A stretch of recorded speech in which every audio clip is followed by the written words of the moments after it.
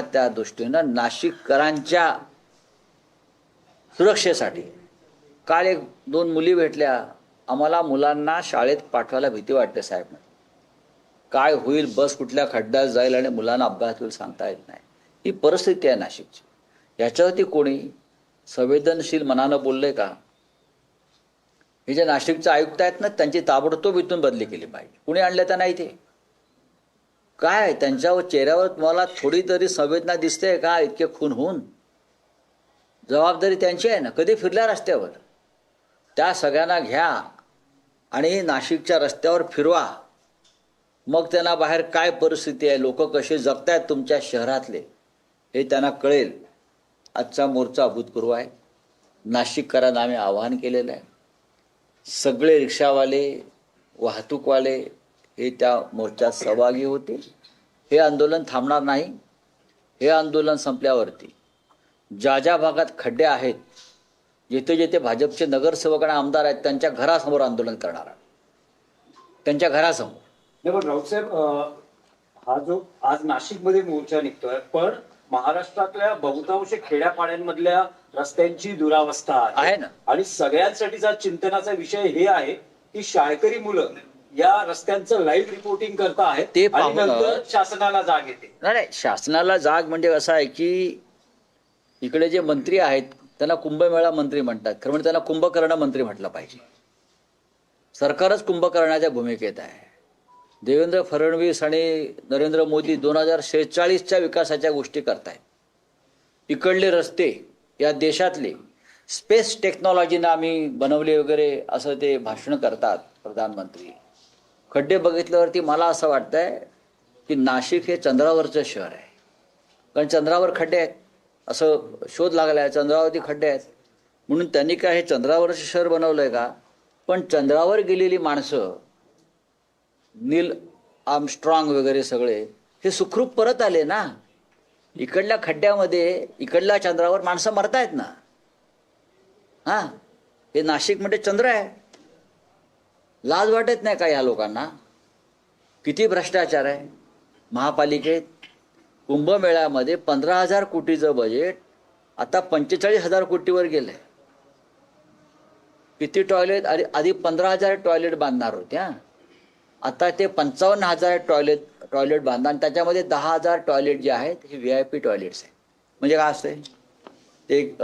पुण्यातले एक माहिती अधिकारातले प्रमुख कार्यकर्ते आहेत विजय कुंभार म्हणून, त्याने हा फार चांगल्या पद्धतीने प्रश्न मांडला.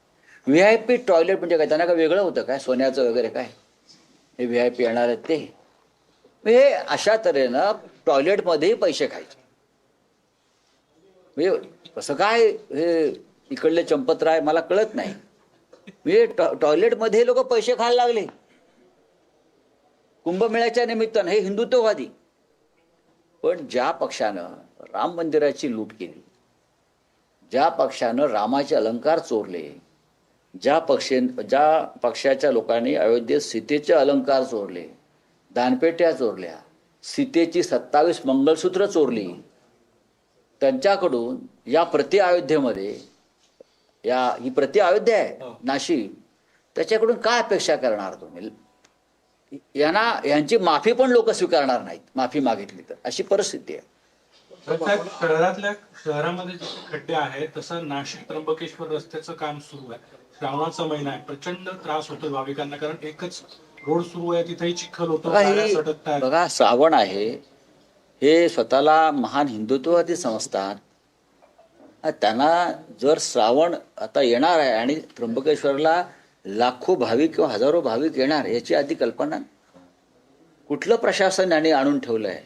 कुठले राज्यकर्ते आहेत? देवेंद्र फडणवीस जे शेंडीला गाठ बांधून भाषणं करतात विकासाची, दुष्काळमुक्त करू आणि अमुक करू आणि तमुक करू, आणि खड्डे मुक्त करा.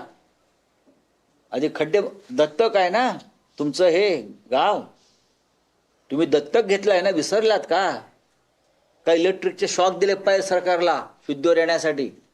दत्तक घेतलं ना शहर तुम्ही बाप आहात ना या शहराचे, मग बापासारखे वागा ना. तुमचा दत्तक मुलगा गिरीश महाजन कुंभमेळ्यात पैसे खात आहेत आणि तुम्ही काय म्हणता हे शहर माझं दत्तक आहे म्हणून? कुठलं दत्तक विधान केलं तुम्ही?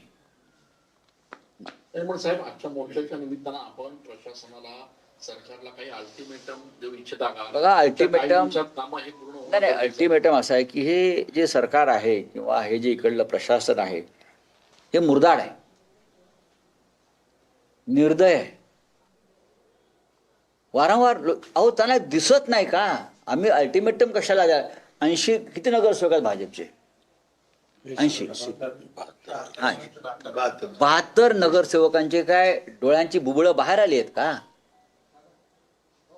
या रस्त्या तुमचे इकडले भाजपचे आमदार आंदोलन करतायत खड्ड्याविरुद्ध, राजीनामा द्या ना. मखमलाबादला मी गेलो,